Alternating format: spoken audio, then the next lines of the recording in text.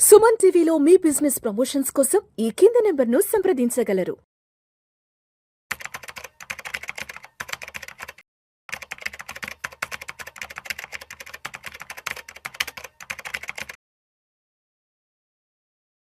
ప్రేక్షకులకి మీ రామచంద్రమూర్తి నమస్కారాలు. ఇప్పటిదాకా మనం బాగా చదువుకున్న ఇండియాలో చదువుకున్న వాళ్ళందరూ ఫస్ట్ చూసేది అమెరికా వైపు చూస్తున్నారు. ఆ తర్వాత చూస్తే ఆస్ట్రేలియా, తర్వాత చూస్తే ఇంగ్లాండ్ వైపు చూస్తున్నారు. ఇప్పుడు నాలుగో ప్లేస్లో ఏంటంటే జర్మనీ కూడా ఒక మంచి ఆల్టర్నేటివ్ కంట్రీగా ఇస్తుంది. దానికి జర్మనీ ప్రభుత్వం కూడా చాలా సపోర్ట్ చేస్తుంది. సో ఎంఎస్ఎన్ అనే రిపోర్ట్ ప్రకారం జర్మనీ తన ఆర్థిక వ్యవస్థని కాపాడుకోవటానికి భారతీయుల మీద చాలా ఆధారపడుతుందని చెప్తుంది. భారతదేశం లేకపోతే ఈరోజు అసలు మేము ఉండేవాళ్ళమే కాదు, అసలు మేము వ్యాపారం చేసేవాళ్ళమే కాదు అంటున్నారు. దానికి రీజన్స్ ఏంటో చూద్దాం. దాన్ని బట్టి జర్మనీ మన మీద ఎంత డిపెండెన్స్ అయ్యింది అనేది మనకు ఒక అర్థం వస్తుంది. సో జర్మనీ ఎదుర్కొంటున్న అతిపెద్ద సమస్య ఏంటంటే కార్మికుల కొరత. ఈ జర్మనీ ప్రస్తుతం తీవ్రమైన జనాభా సంక్షోభాన్ని ఎదుర్కొంటుంది. ఆ దేశంలో జనాభా వేగంగా వృద్ధాప్యం వైపు వెళ్తుంది. 70 లక్షల మంది ఎంప్లాయీస్, నైపుణ్యం కలిగిన కార్మికుల కొరత అయితే కనపడుతుంది. సో దానికి ఏంటంటే జర్మనీ ఆర్థిక వ్యవస్థను మరియు పెన్షన్ వ్యవస్థను స్థిరంగా ఉంచాలంటే ఏటా 4 లక్షల మంది కార్మికులు అవసరం అని చెప్తున్నారు. 2, భారతీయులే ఎందుకు అంటే ముఖ్యంగా గణితం, ఐటీ, ఈ సహజ శాస్త్రాలు మరియు సాంకేతిక మింట్ రంగాల్లో నిపుణులు కావాలి. ఈ రంగాల్లో భారతీయులు ప్రపంచంలోనే అత్యుత్తమంగా రాణిస్తున్నారు.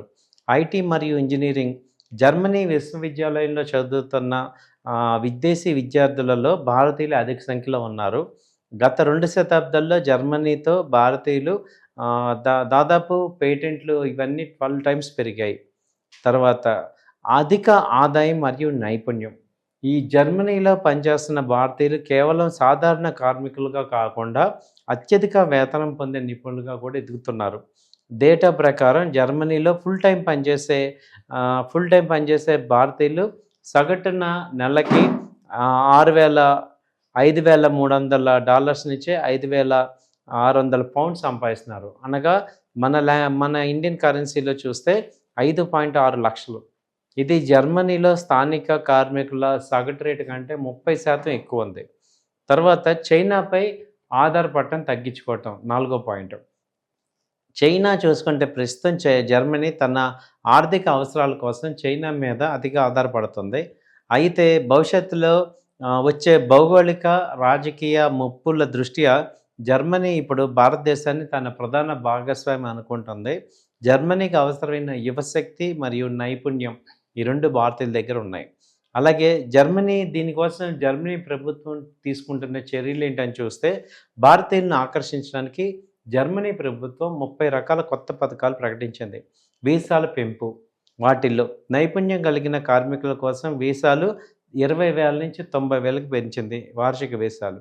డిజిటల్ ప్రక్రియ, వీసా దరఖాస్తులు త్వరగా పూర్తి చేయడానికి డిజిటల్ విధానాన్ని ప్రవేశపెట్టింది.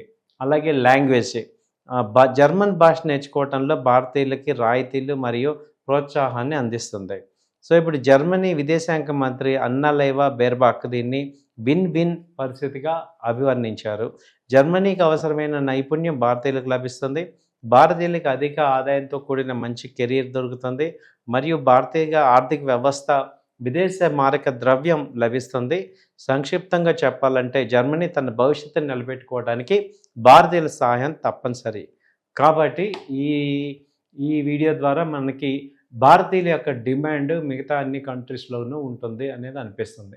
ఒక పక్క జర్మనీలో భారతీయులకి రిక్వైర్మెంట్ ఎక్కువ ఉండి జర్మనీ భారతీయులను కోరుకుంటుంటే, ఒక పక్క ట్రంప్ యొక్క కఠిన వీసా విధానాలు ఎక్కువగా భారత్, చైనాకి నష్టమని ఒక కథనం వచ్చింది.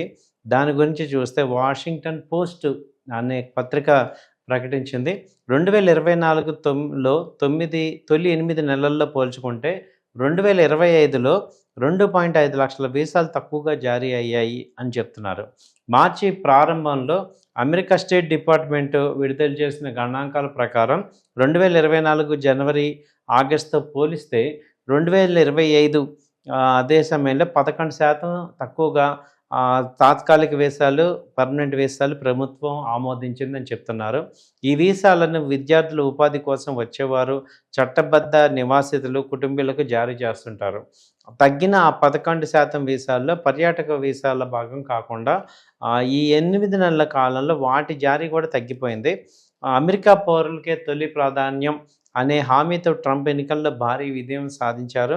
ఆయన తీసుకున్న ప్రతి నిర్ణయం దాన్నే ప్రతిబింబిస్తుంది అంటున్నారు. అది సొంత ప్రజల భద్రత విషయంలో ట్రంప్ రాజులేని వైఖరి ప్రదర్శిస్తున్నారు. అందుకే వెట్టింగ్ ఎదుర్కొని విదేశీయులను భారీ సంఖ్యలో అమెరికాలో ఆమోదించట్లేదు అని అధ్యక్షుడు చెప్తున్నారు. సో దీన్ని బట్టి అమెరికాలో అటు భారతీయ విద్యార్థులు కానీ, ఎంప్లాయీస్ కానీ నెగిటివ్గా ఉంది. అలాగే జర్మనీలో అయితే పాజిటివ్గా ఉందండి. థ్యాంక్ యూ అండి. నమస్తే.